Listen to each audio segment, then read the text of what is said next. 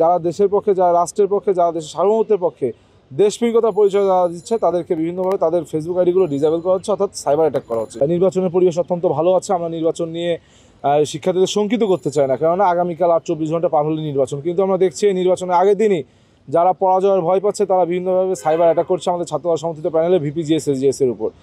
Cyber attack তারা করতেই পারে। আমাদের বিশ্বাস শিক্ষার্থীরা এই সাইবার অ্যাটাকের বিপরীতে আগামীকালকে 9 সেপ্টেম্বর তাদের ভোটাধিকার প্রয়োগের মাধ্যমে ব্যালট অ্যাটাক এই প্রতিক্রিয়াশীল গোষ্ঠীকে দিবে। আরেকটি বিষয় হচ্ছে এই সাইবার অ্যাটাক আপনারা দেখেছেন যে 5 আগস্টের পূর্ববর্তী সময়ে কেউ দেশের পক্ষে কথা বললে, কেউ রাষ্ট্রের পক্ষে কথা বলে, কেউ দেশপ্রেমিকতা পরিচয় দিলে তাকে গুম করা হতো।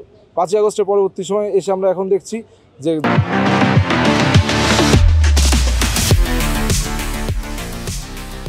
যারা দেশের পক্ষে, যারা রাষ্ট্রের পক্ষে, যারা দেশের সার্বভৌমত্বের পক্ষে দেশপ্রেমিকতার পরিচয় যারা দিচ্ছে তাদেরকে বিভিন্নভাবে তাদের ফেসবুক আইডিগুলো ডিসেবল করা হচ্ছে, অর্থাৎ সাইবার অ্যাটাক করা হচ্ছে। সুতরাং দুটোকে আমরা একই সূত্রে গাথা বলে মনে করি। যারা গত 17 বছর এই ছাত্রলীগ আওয়ামী লীগের সাথে মিলেমিশে একাকার ছিল, সেখান থেকে প্রশিক্ষিত হয়ে সেই দীক্ষায় দীক্ষিত হয়ে আজকে সাইবার অ্যাটাক করছে বলে আমরা মনে করি। না হলে এতদিন সাইবার অ্যাটাক হলো না, আজকে নির্বাচনের আগ মুহূর্তে 24 ঘন্টা কেন সাইবার অ্যাটাক করা হবে?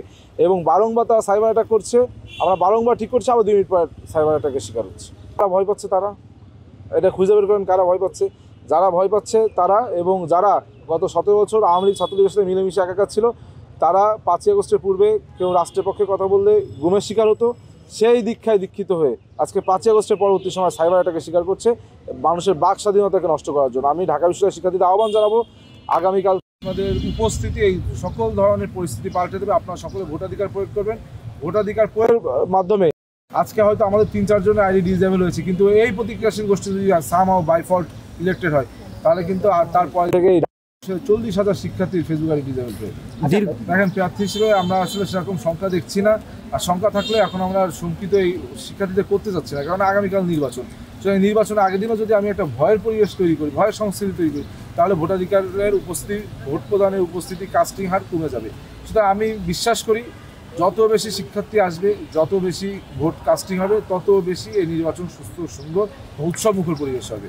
এই জন্য আমি শিক্ষার্থীদের উদ্দেশ্যে, ভোটারদের উদ্দেশ্যে বলতে চাই যে আপনাদের উপস্থিতি পাল্টে দেবে সকল পরিস্থিতি।